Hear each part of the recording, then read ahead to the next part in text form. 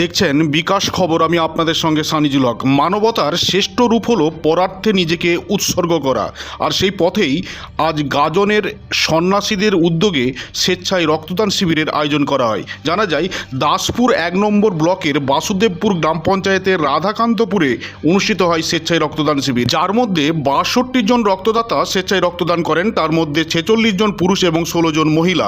অনুষ্ঠানে উদ্বোধন করেন সম্মানীয় ঘাটাল মহকুমা শাসক মাননীয় সুমন বিশ্বাস মহোদয়। আপনারা দেখতে পাচ্ছেন সেই ছবি।